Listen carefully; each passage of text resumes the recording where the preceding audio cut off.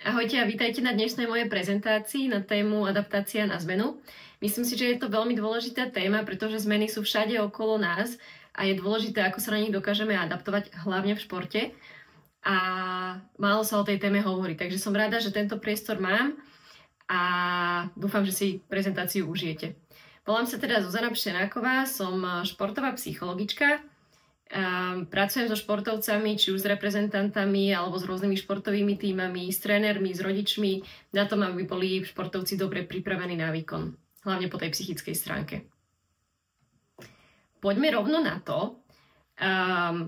Hovorila som na začiatku o tom, že tá adaptabilita, čiže schopnosť prispôsobiť sa na zmeny, že je veľmi dôležitá, ale prečo to tak je? Poďme sa pozrieť na to, že prečo vlastne tá adaptabilita je dôležitá pre nás.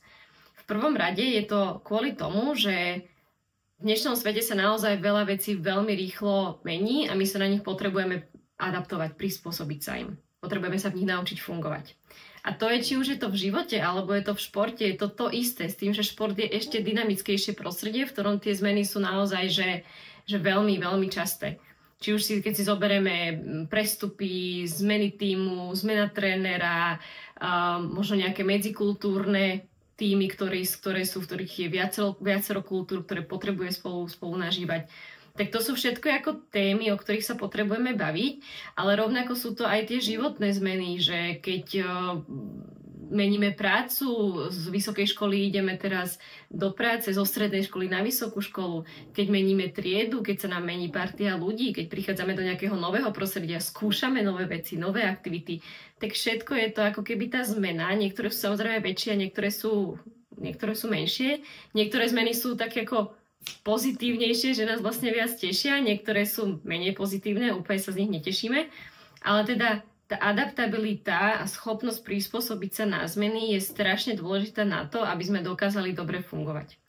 Keď sme adaptabilní, tak máme dokonca aj vyššiu odolnosť voči stresu a stres je teda jednou z hlavnou tém, o ktorej sa so športovcami bavím, pretože ak sa dokážem prispôsobiť tomu, že som v nejakej nekomfortnej situácii a viem s tým pracovať, viem pracovať s tou neistotou, tak sa potom dobre fungujem a dobre hrám alebo športujem v stresových situáciách. Rovnako adaptabilita podporuje vlastne aj rast a učenie, áno, lebo ak sa chcem posúvať, tak potrebujem vlastne zažívať nové zmeny, nové skúsenosti a keď to neviem, keď sa tomu napríklad vyhýbam, že sa vyhýbam zmenám, lebo sa bojím, že to nezvládnem, tak vlastne nerastiem a neučím sa, nerozvíjam sa dopredu. OK, takže je to aj o tom, že nielen zvyšujem si tým odolnosť voči stresu, ale dokonca tým aj vlastne rastiem tým, že vychádzam zo svojej komfortnej zóny a že sa prispôsobujem zmenám. Adaptabilita tiež zvyšuje schopnosť opustiť nefunkčné návyky. Je veľmi veľa ľudí, aj športovcov, ktorí ako zostávajú v niečom len kvôli tomu, že nechcú meniť, ale pritom vedia, že to, v čom som, či je to nejaký tím, v ktorom sa necítim dobre, alebo je to nejaké zamestnanie, v ktorom sa necítim dobre, alebo je to možno nejaký vzťah, v ktorom sa necítim dobre, tak ľudia, ktorí nie sú adaptabilní, tak majú problém ten vzťah, tú prácu, ten tím opustiť a zmeniť, pretože sa boja, čo vlastne nastane. A tým pádom, ako sa dostávam do takého trošku blúdneho kruhu, kedy síce viem, že mi není dobré, nechcem to ale meniť a tým pádom sa stále točím v tom istom, nevychádzam z toho nefunkčného prostredia alebo nefunkčného vzťahu alebo nejakého návyku, ktorý mám. Áno, to nemusí byť iba prostredie alebo vzťah, to môže byť aj nejaký návyk. Takže adaptabilita nám pomáha ako opúšťať tieto nefunkčné návyky a tým pádom si aj plniť sny a ciele, ktoré máme. Koľko ľudí o niečom sníva, ale bojí sa spraviť ten krok dopredu. Bojí sa preto niečo urobiť, lebo sa bojí toho, že vlastne to nezvládnem. Áno? A nenaplňa si ten svoj sen alebo ten cieľ. No a v neposlednom rade, ako tá adaptabilita samozrejme nám prispieva aj k nášmu sebavedomiu a k takému pocitu kompetencie, lebo ak niečo zmením, ak prejdem v živote nejakou zásadnou zmenou a zrazu zistím, že som to zvládla, tak čo mi to vlastne buduje? Buduje mi to moje sebavedomie, moju sebadôveru, že dokážem zvládnuť aj náročné veci.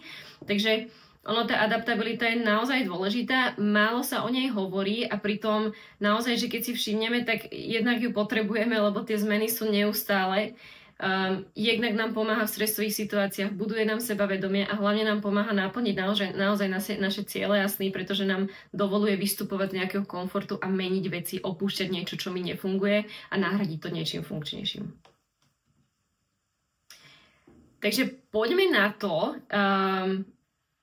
Poďme na takú sebareflexiu možno trošku. Ja som si pre vás pripravila takú aktivitu na nejakých 5-7 minút. Prečítam vám zadanie, potom si prosím video stopnite na nejakých 5 až 7 minút a skúste si to vypracovať a potom si to video posunúť ďalej. Dobre? Takže skúste sa zamyslieť nad tým, že aká bola taká posledná výraznejšia zmena, ktorou si prešla alebo prešiel, čo na tej zmene bolo vlastne príjemné, čiže čo v tej situácii bolo dobré, že čo ťa tešilo, čo bolo také pozitívne. A čo práve na tej zmene ako nebolo pozitívne. Či už predtým, ako si tú zmenu spravil, alebo aj počas nej. No a potom, posledná otázka je, že vďaka čomu si sa na tú zmenu adaptovala, že čo ti pomohlo na to, aby si na tú zmenu zvykla a aby si sa v nej cítila dobre. OK, takže teraz skúste si zobrať pero a papier, zapísať si to, porozmýšľať a potom si pustíte video ďalej.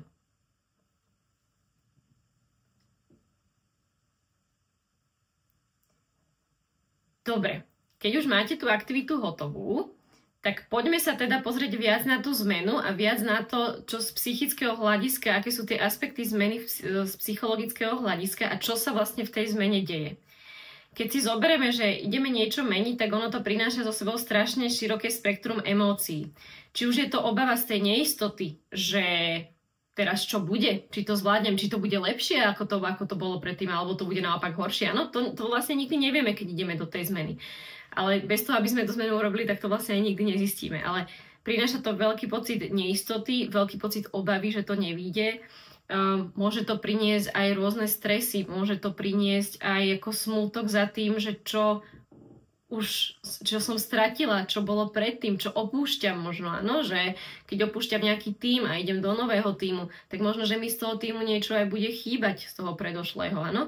Takže prináša to naozaj také, že široké spektrum emócií a často nám to ohrozuje pocit istoty a našej identity, lebo kým sa najskôr identifikujem ako hráčka toho a toho tímu, napríklad, alebo napríklad ako futbalistka a zrazu končím s kariérou a už nie som futbalistka, ale čo vlastne potom som? Čiže ono to prináša ako tá zmena, keď je taká naozaj, že väčšia, tak ono to prináša aj taký pocit, že vlastne neviem úplne, kto som, trošku strácam moju identitu, čo teda nie je úplne príjemný pocit a strácam pocit istoty, ktorú som doteraz v živote mala. No a do tohto celého je to ako naozaj, že energeticky veľmi náročný proces. V podstate náš mozog úplne nemá rád zmeny, pretože ho to stojí veľmi veľa energie a má radšej také ako zaužívané návyky, ktoré máme, také automatizmy, ktoré máme. Takže je to aj energeticky náročný proces. Keď je tá zmena naozaj že väčšia, tak nám to ovplyvňuje aj náš pocit identity. Keď je akákoľvek zmena prináša so sebou trošku neistoty. Keď je zase tá zmena väčšia, tak prináša naozaj takú obavu, že čo vlastne bude, či to zvládnem, či to bude horšie, alebo to bude lepšie. Takže to sú veci, ktoré sú také možno negatívnejšie na tej zmene, lebo nie každá zmena je negatívna, nie každá zmena so sebou prináša takéto negatívne pocity, ale dneska sa naozaj chcem s vami baviť skôr o tých naozaj že problematických situáciách, keď robíme nejakú zmenu, lebo ako ľahko sa dá prispôsobiť na niečo, čo sa nám páči, ťažšie sa nám prispôsobuje na niečo, čo sa nám úplne nepáči. Takže toto sú ako také psychologické aspekty zmeny a chcem tu len ešte zdôrazniť, že silné emócie počas nejakej väčšej zmeny sú úplne prirodzené. To neznamená, že to nezvládame alebo že zlyhávame. Je to len súčasť toho celého procesu nejakej zmeny a je to úplne prirodzené. OK? Takže budeme si o tom hovoriť, že aký je celý ten proces tej adaptácie. Len chcem tak na úvod povedať, že naozaj, že veľké emócie počas zmeny sú prirodzené. Tak, poďme sa pozrieť teda na to, ako ten proces adaptácie prebieha. Ja som si pre vás pripravila taký graf, ktorý zobrazuje hlavne kultúrny šok. To znamená, že kultúrny šok je niečo, čo zažívam, keď sa presťahujem do nejakej novej krajiny alebo prídem do kontaktu s nejakou novou kultúrou a mám si na ňu zvyknúť. Ale čo je zaujímavé je, že ten kultúrny šok istej miere prebieha, aj keď meníme prácu, meníme školu, meníme tím, máme nový okruh kamarátov, že ono to tak ako, ono sa to často deje možno v trošku menšom rozsahu, ale často sa to deje aj pri takých bežných zmenách. Nemusí to byť iba, že naozaj vycestujeme do zahraničia, ale vtedy je taký najvýraznejší. No a aká je tá prvotná fáza toho kultúrneho šoku, alebo teda tej fázy zmeny, tak často je to, že je prvá fáza, také prvé týždne sú také, sa to volá, že fáza medových týždňov, kedy vlastne všetko nové je pre mňa fascinujúce, že prídem do nového tímu a vidím, že toto tam majú, čo my sme nemali, takíto ľudia sú tam, takýto je tréner, ľudia sú na mňa milí, všetko je fajn. Prevláda skôr taká zvedavosť, že aj keď sa mi niečo nepáči, tak možno, že si poviem, že dobre, aspoň je to niečo nové. A naozaj je to taká fáza takého najväčšieho možno adrenalínu a takého najväčšieho nadšenia na tú zmenu. A je to veľmi fajn fáza, len je dobré ju potom využiť na vytváranie kamarátstiev, skúšanie nejakých nových vecí bez predsudkov, zaznamenávať si nové zážitky a pocity z tých zážitkov. Áno, že tá prvá fáza je naozaj tak ako pozitívna. Problém je, a väčšinou čo sa stáva, je, že prevláda fáza po tejto fáze, takej tej peknej, nadšenej, lebo všetko je nové, všetko je fascinujúce, tak prevláda fáza takej frustrácie alebo takej neistoty, kedy máme pocit, že začíname zrazu objavovať, že to nie sú iba nejaké pozitívne veci v tom novom prostredí, alebo pri tej novej zmene, ale sú tam aj veci, ktoré sa mi naozaj nepáčia. Sú tam možno veci, ktoré mi začnú liesť na nervy. Sú tam možno ľudia, ktorí mi začnú liesť na nervy. Vidím, že ten tým možno nefunguje tak, ako sa mi to na prvý pohľad zdalo. A možno, že mi začína naozaj aj chýbať to, čo som mala v tom predošlom týme alebo v tom predošlom zamestnaní. A je z toho problém. Dôležité je, že povedať, že naozaj je to normálna fáza tej zmeny, je to veľmi nepríjemné, cítime sa neisto, frustrovanie, nahnevano, možno sklamanie, že to teda nie je tak, ako sme si to predstavovali, alebo to nie je tak, ako sme to videli na prvý pohľad. A je dobre si touto fázou vedieť, čo v nej robiť. Dôležité je snažiť sa neuzavrieť a zdieľať to, čo cítime, lebo keď si to držíme v sebe, keď o tom nerozprávame, tak ono to tak nás rastie, všetky tie negatívne emócie a potom je z toho ešte väčší problém. Takže v ideálnom prípade, že keď ste v nejakej zmene a dostanete sa do tejto fázy, ktorá je naozaj taká frustrujúca, tak je dobré mať niekoho, mať dobre nejakého človeka, s ktorým to zdieľam. Či už to budú to rodičia, budú to súrodenci, budú to spoluhráči, starí, noví spoluhráči, spoluhráčky, tak je dobré, alebo nejaký iný kamarát, priateľ, priateľka, tak je dobré to zdieľať, aby sme to postupne dostávali zo seba von.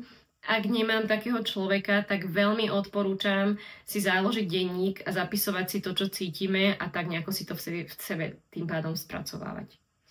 Čo v tejto fáze veľmi pomáha, je nájsť si nejakú rutinu, ktorú robím. Niečo, čo robím ráno, na obed, večer, proste nejaké oporné body, vďaka ktorým získam trošku taký väčší pocit istoty a väčší pocit kontroly nad tou situáciou, aby som sa cítila lepšie. V tejto fáze tej frustrácie sa mi veľmi osvedčilo, keď človek ako keby išiel deň za dňom, že proste prežijem iba ten najbližší deň, uvidím, ako budú tie ďalšie dni. Áno, že žijem ako keby zo dňa na deň a snažím sa zvládnuť ten jeden deň a potom sa zameriam až na ten ďalší a potom sa zameriam na to, čo ma čaká za týždeň. Ale ako snažiť sa ísť naozaj, že deň za dňom a snažiť sa ten deň si spraviť čo najpríjemnejší. Riziko v tejto fázi je, že ľudia niekedy sa tak zavrú voči tej zmene, že si poviem, že na toto sa ja v živote neadaptujem, že to proste nezvládnem, že na toto si ja nezvyknem. Že je tu toľko vecí, ktoré mi vadia, že to proste nepôjde. A tým pádom sa zavrú a nie sú takí aktívni v adaptácii. Čiže v tej fáze, už keď sa dostaneme do toho, že nám všetko vadí, je strašne dôležité vytrvať, je strašne dôležité si neuzavrieť sa voči novým ľuďom, neuzavrieť sa voči novým aktivitám a skúsiť to, čím viac tam budem aktívna, tak tým rýchlejšie si na to celé zvyknem. Dobre, takže táto fáza tej frustrácie je naozaj, že je to prirodzená fáza zmeny, je dôležité sa ako rozprávať o tom, čo pociťujeme, je dobre nájsť si takú rutinu, že čo robím naozaj počas toho dňa, aby som mala také pre seba oporné body, ktoré mi dodajú pocit istoty a pocit kontroly. Je dobré žiť tak nejako deň za dňom, že zameriam sa na tento deň, na dneska, nerozmýšľam nad tým, čo bude za mesiac, rozmýšľam nad tým, čo idem dneska urobiť a ako si ten deň dneska spríjemním. A potom je dobré byť naozaj ako stále aktívny v tej adaptácii a snažiť sa trošku sa tak prekonať a byť otvorená novým veciam. Ďalšia potom taká tretia fáza tej adaptácie je teda fáza už adaptácie, kedy začínam mať pocit, že už si zvykam. Ono to prichádza väčšinou okolo nejakého 3. mesiaca, kedy začínam cítiť, že 3. mesiaca až 6 mesiacov, tam taká doba, kedy začínam cítiť, že už si na to zvykam a začínam opäť vidieť možno aj tie pozitíva a dokážem trošku lepšie fungovať v novom prostredí. Ano? Že už viem, ako to tu funguje, viem, čo mám robiť, viem, čo mám očakávať, už sa mi možno prehlbili nejaké kamarátstva v novom prostredí a tým pádom si na to celé lepšie zvykam, už sa na to začínam adaptovať. Zase, čo v tejto fáze robiť, čo je fajn, je skúšať si nové veci, pretože už sa cítime tak nejaký ako otvorený oproti tej druhej fáze. Čiže skúšať si nové veci a aj reflektovať na to, čo všetko máme za sebou, čo už sme zvládli. Na tom si budujeme tú seba dôveru. Keď sa pozriem naspäť a poviem si, že wow, že pred 2 mesiacmi som bola tu a teraz tým, ako som v tom pokračovala, ako ten čas plynul ďalej a som v tom vytrvala v tej zmene, tak som to vlastne zvládla. A toto, keď zistím, tak mi to pomáha budovať sebavedomie potom do ďalších zmien, že keď príde ďalšia zmena, tak si viem povedať, že toto som zvládla, tak možno, že zvládnem aj toto. Dobre? Čiže to je taká fáza tretia, kedy už začínam mať pocit, že si zvykám. No a potom už tá posledná fáza, ktorá nastáva, je fáza tzv. Prijatia, kedy už začínam mať pocit, že tu patrím. Že toto je to moje. Už sa s tým vlastne identifikujem. Už sa to stáva súčasťou mojej identity. Kým počas tej fáze, tej frustrácie sa tá moja identita vlastne úplne narúša a neviem, kto som, neviem, kam patrím, tak túto v tejto poslednej fáze už mám pocit, že naozaj toto je súčasť mňa. Že toto nové prostredie, tento nový tím, alebo možno nejaký nový tréner, ktorý príde do toho môjho tímu, tak už mám pocit, že je naozaj aj môj tréner a už ho začínam rešpektovať a už ten vzťah je naozaj dôverný. Čiže v tejto fáze viem, čo sa mi väčšinou páči, viem, čo sa mi aj nepáči, ale som s tým v pohode, že už som to prijala, že takto to je, nemám potrebu s tým nejakým spôsobom bojovať. Čo robiť v tejto fázi, na čo je tá fáza dobrá, je naozaj užívať si, že sme to zvládli, to, čo som spomínala pri tej poslednej fáze, tak to sa to tak nejako ešte zdvojnásobuje. Čiže pozerať sa na to, kam sme sa dostali a byť na seba hrdý v tej situácii a užívať si, že sme to zvládli. A možno, že ono sa tam v podstate otvára aj taká nová kapitola, ktorá je o pomáhaní práve ako druhým ľuďom s takou istou skúsenosťou. Čiže ak by k vám do týmu prišla nejaká ďalšia hráčka alebo hráč, tak je fajn ako tie svoje skúsenosti ako je skúsiť odovzdať, alebo možno je iba pomôcť v tej celej adaptácii, zaujímať sa o ňu, trošku je to uľahčiť, lebo vieme, čím sme si prechádzali. No a naďalej je dobre v tejto fáze zostať aktívna v tej zmene a snažiť sa ako ďalej skúšať a ďalej ešte objavovať, čo všetko sa ešte dá, pretože niekedy sa tak nejako uzavrieme, uspokojíme a zostávame v tom svojom komforte. Dôležité je povedať, že niekedy sa v tomto celom kultúrnom šoku alebo v tej fáze ako zmeny môžeme cítiť, že sa vraciame naspäť. A je to úplne normálne. Že tá zmena, ako je takto pekne na tom grafe ukázaná, tak tá zmena nie je úplne takáto priamočiara. Áno, že najskôr je to super, potom je to frustrujúce a potom už to zase začína byť super. Že ono sa deje, že niekedy je to také hore-dolu. Že občas mám pocit, že už tu naozaj zapadám, potom sa niečo stane a zase mám pocit, že nezapadám, potom zase mám pocit, že zapadám. A je to celý taký ako, že ono je to taká špirála skôr, než nejaká priama čiara. A chcem len povedať, že je to úplne prirodzené, že niekedy máme pocit, že sa vraciame naspäť a že sa úplne nemáme dobre, alebo naopak, že sa máme super a zase sa vraciame naspäť do toho, že to nie je OK. Dobre, prešli sme si fázy zmeny, ktoré sú.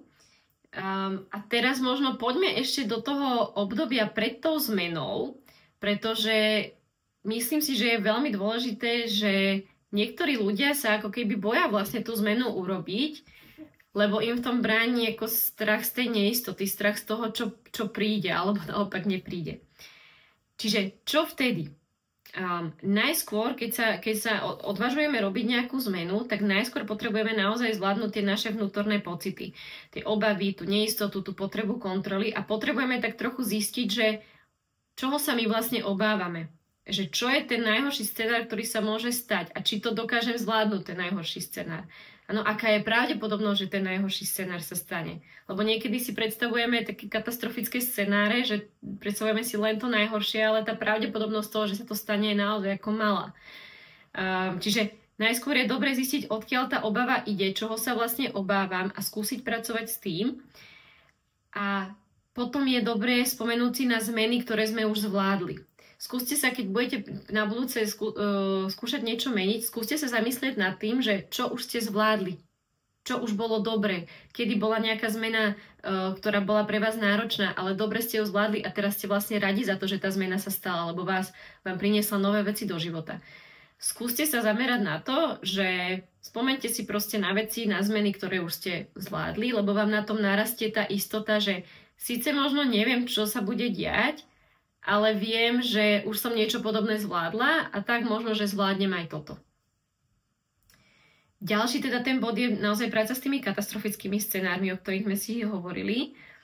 A je dobré v tomto období postupovať tak nejako krok za krokom.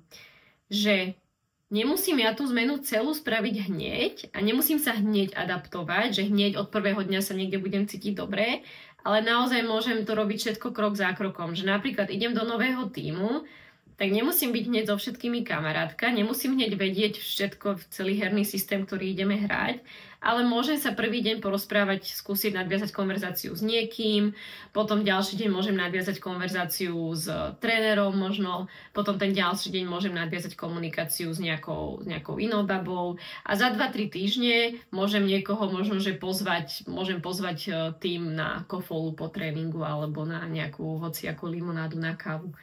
Dobre, takže skúsme tak ako postupovať krok za krokom a nevyvíjať na seba príliš veľký tlak, že už to musíme všetko zvládať, že už teraz musím všetko poznať a so všetkými byť kamarátka, alebo už tú zmenu musím zvládnuť. Čiže aj pred tou zmenou je dobré ako skúšať ísť krok za krokom a postupne sa na tú zmenu adaptovať. Čo potom je veľmi dôležité, je pripomínať si, prečo tú zmenu robíme. Keď sme pred zmenou a obávame sa toho, chceme sa vyhnúť tým obávam, takže niekedy tú zmenu ani sa nám moc do nej nechce, ale práve vtedy je dôležité si pripomínať, že prečo tú zmenu robíme. Čo nám to má priniesť. V podstate, keď máme nejaký cieľ, keď máme nejaký zmysel, tak my sme schopní sa preniesť aj cez nejaké naozaj že náročné situácie, len kvôli tomu, že vieme, že nám to niečo má dať. Len v situácii, keď sme v tej situácii, tak niekedy zabúdame na to, prečo to vlastne robíme a ovládnu nás skôr tie negatívne pocity. Takže je dobre si naozaj pripomínať, že prečo to robím, čo je môjim cieľom, čo chcem z tejto zmeny mať. Okay? No a potom to je pred zmenou a potom poďme si povedať možno nejaké techniky o tom, že čo robiť, keď sa na tú zmenu nevieme vlastne adaptovať. Keď už sme v nej a nie je to úplne dobré, tak hneď ako prvý krok je naozaj sa skúsiť zastaviť na chvíľu a zamyslieť sa nad tým, že čo je pre mňa najťažšie. Že čo sú veci, ktoré zvládam a čo je pre mňa naozaj také náročné. Lebo zase, keď nás ovládnu tie negatívne pocity, tak máme pocit, že všetko je zlé. Že nič nezvládame. No a vtedy sa potrebujeme zastaviť a naozaj si jasne definovať, že dobre, čo je pre mňa náročné, čo potrebujem zmeniť ešte, alebo ako sa na to môžem lepšie prispôsobiť. Keď to zistím, že čo to vlastne je, s čím mám problém, tak snažte sa zamerať na to, čo v rámci toho dokážete ovplyvniť. Pretože ono zase, keď prídeme do toho nového prostredia alebo prechádzame nejakou zmenou, tak je veľa vecí, ktoré vlastne nedokážeme na tom celom ovplyvniť. Ale určite sú veci, ktoré dokážeme ovplyvniť a to by mal byť náš cieľ. Ovplyvniť veci, ktoré dokážeme ovplyvniť. Dobre, takže najskôr si potrebujeme definovať, že čoho sa vlastne, ja neviem, bojím, čo ma hnevá, čo som frustrovaná. A potom sa poďme pozrieť a spraviť si taký plán, že no dobre, ale čo s tým? Čo ja ako človek viem urobiť preto, aby som tieto veci lepšie zvládala alebo aby mi v nich bolo lepšie. Na základe toho si skúste stanoviť malé ciele, že čo preto budem robiť zase každý deň. Nemusí to byť, že hneď za týždeň to bude mať všetko vyriešené, ale že každý deň spravím jednu malú vec preto, aby to bolo lepšie. OK? No a keď už toto mám, tak je fajn si vybudovať aj také oporné body, že čo sú naozaj také pre mňa také zdroje, také oporné body, o ktoré sa opieram, keď mi je ťažko. Môžu to byť ľudia, môže to byť rutina, môže to byť nejaký možno aj šport, nejaký pohyb.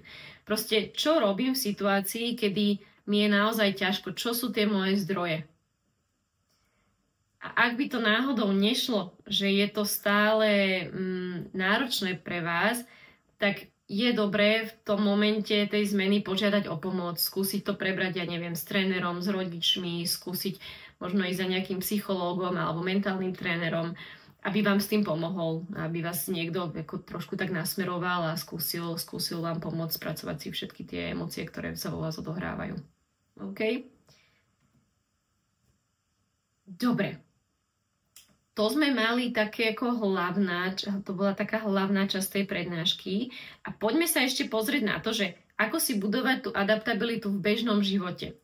Lebo jedna vec je, ako vedieť reagovať na tú zmenu, keď príde, ale ďalšia vec je, že ja si predsa tú adaptabilitu viem budovať, aj keď nemusím ísť nútene do nejakej zmeny, keď nemením tým, keď nemením zamestnanie, alebo keď neprichádza do nášho kolektívu nejaký nový hráč alebo tréner. Čiže tú schopnosť adaptability ja si viem budovať aj v bežnom živote tým, že budem vystupovať zo svojej komfortnej zóny. Čiže budem robiť aj veci, ktoré sú mi možno nekomfortné, ktoré sú pre mňa možno trošku neznáme, v ktorých som si trošku neistá, aby som potom, keď príde tá zmena, na ktorú ja budem potrebovať naozaj reagovať, aby som na ňu vedela reagovať. Aby som bola zvyknutá trošku na ten nekomfort. My sa potrebujeme ako dostať do toho, aby sme sa cítili komfortne aj v nejakom nekomforte. A to neurobíme nijak inak, ako tým, že z tej komfortnej zóny budeme vystupovať stále. Čiže prijímajte aj nejaké menšie zmeny. Buďte otvorení nejakým, ochutnajte nové jedlo, choďte na nové miesto, zmente si rutinu rannú, ktorú máte. Proste neustále sa snažte tým zmenám vystavovať, aby ste si na nich zvykli. Rozvíjajte si tzv. Growth mindset, to je ako myslenie zamerané na rast, ktoré hovorí o tom, že ak mám nejaký neúspech, tak to neznamená, že je to zlyhanie, že som niečo nezvládla. To znamená, že je to príležitosť sa učiť. Keď sme v zmene, čo sa vlastne bojíme pred tou zmenou, že zlyháme, že to nezvládneme tú zmenu, že sa nebudeme mať dobre. Ale keď ja to zlyhanie alebo ten neúspech budem vnímať, že to vlastne nie je niečo zlé, ale je to niečo, čo ma dokáže posunúť, na čom ja zase dokážem rásť, tak sa ho vlastne aj menej bojím toho celého. Čiže ak sa vám napríklad niečo nepodarí, tak skúste sa pýtať samej seba, že čo si sa naučila, čo bolo dobré, čo na budúce musím urobiť inak, tak si budujem ten growth mindset. OK? No a posledná možno taká vec je, že ako si tú adaptabilitu budovať, tak je, že predtým ako niečo odsúdime, niečo, čo nepoznáme, niečo, čo je neznáme, lebo ľudia my sa väčšinou bojíme niečoho, čo nepoznáme, tak predtým ako to spravím, predtým ako možno niečo odsúdim alebo o niečom si niečo myslím, tak skúste tomu najskôr porozumieť. Skúste sa tomu ako keby vystaviť najskôr, aby ste zistili, či je to naozaj také zlé. Lebo odsudzujeme veci, ktoré nepoznáme. Bojíme sa ich a tým pádom ich odsudíme. Povieme, že to nie je dobré, to nie je pre mňa. Ale keď im sa snažíme skôr porozumieť a nájsť to také pochopenie preto, že čo sa vlastne, že čo to je, neviem, nejaký nový človek, nie je nám úplne sympatický, tak predtým, ako ho odsudíme, tak skúsme ho trošku spoznať. Skúsme zistiť, že čo má rád, čo nemá rád. Áno? Lebo potom už sa toho nebudeme tak báť, už to nebude pre nás niečo také neznáme. OK? Čiže blížime sa ku koncu tejto prezentácie. A poďme si to tak zhrnúť, že čo sú také dôležité body, o ktorých sme si hovorili. Tak prvý bod je, že zmena je nevyhnutná, lebo sa deje. Deje sa nám veľmi často v živote a dokážeme na nej rásť. Zmena buduje našu odolnosť a pomáha nám plniť ciele. Ak neviem vystúpiť z nejakých nefunkčných návykov alebo z nejakých nefunkčných vzťahov alebo nejakého prostredia, v ktorom som, tak vlastne si tie ciele nenaplním a nebudem sa cítiť ani spokojná v živote. Zároveň so sebou zmena prináša naozaj veľké množstvo emócií a neistoty, pretože sa obávame sa neznámeho, obávame sa toho, že to nezvládneme, obávame sa toho, že to nebude dobre, že to nebude také, ako sme čakali. A to je úplne normálne, že tie emócie tam sú. Dôležité je vedieť s nimi pracovať. No a celá tá adaptácia na zmenu zväčša prebieha v nejakých 4 fázach. No, v fáze takej tej úvodnej, veľmi pozitívnej, fáza medových týždňov, kedy sa nám zdá všetko fascinujúce, čo je nové, za ktorou potom nasleduje tá fáza práve toho takej tej frustrácie, že no ale je tu veľa vecí, ktoré sa mi nepáči a mám pocit, že sa na to nikdy v živote nezvyknem. Až nakoniec, keď v tej zmene vytrvám, tak vlastne sa dostanem do toho, že OK, už si na to zvykám a potom mám pocit, že už naozaj do toho nového prostredia patrím napríklad. Dobre, takže to sú také 4 fázy. Oni neprebiehajú úplne takto hladko, ako som povedala. Často sa ako keby vraciame, že niekedy už keď máme pocit, že už sme si aj zvykli, tak sa stane niečo a zase sme v tej fáze tej frustrácie. Je to úplne prirodzený proces. Nejaká zmena, keď sa deje, tak ona má trvať niekedy aj 2 roky. Že 2 roky mi niekedy trvá, kým si na niečo naozaj zvyknem. A naozaj mám pocit, že je to súčasť mňa a naozaj mám pocit, že tam patrím. Dobre, takže dajte si čas, buďte k sebe láskaví, buďte trpezliví a ono si myslím, že to zvládnete. Strach zo zmeny je prirodzený a dá sa prekonať. Ano, to, že sa niečoho bojíme, že sa bojíme niečoho neznámeho, je úplne normálne, ale postupnými technikami, ako zamerám sa na to, čo dokážem ovplyvniť, tým, že budem myslieť na ten najbližší cieľ, iba pôjdem krok za krokom, tým, že si budem k sebe ako taká povzbudivá, zamyslím sa nad tým, že čo všetko už sa mi v živote podarilo prekonať, tak tým ten strach vlastne dokážeme zvládnuť. Ak sa nevieš na nejakú zmenu adaptovať a už si v nej, tak zase zameraj sa na to, čo ovplyvníš, buduj si oporné body, buduj si tú sieť ľudí, o ktorých sa dokážeš oprieť, alebo nejakú rutinu, aby si nabrala trošku istotu do toho, že čo všetko, aby si nabrala tú istotu, že čo všetko máš pod kontrolou.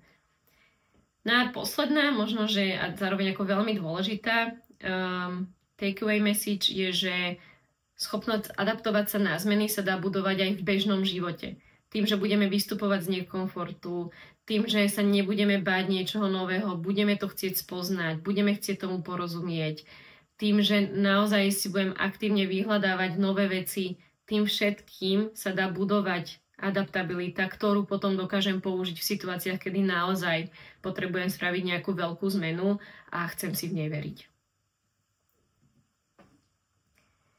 No a taká posledná aktivita, ktorú mám pre vás pripravenú, je, že skúsme si spraviť taký plán a taký cieľ, že akú malú zmenu by si chcela urobiť tento týždeň.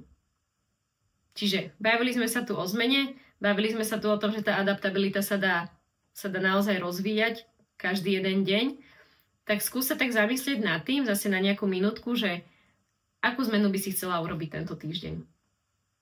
Okay? No a ja ti týmto chcem poďakovať za pozornosť, vám všetkým, ktorí ste tú prezentáciu pozreli a budem držať palce pri akejkoľvek zmene. Pekný deň.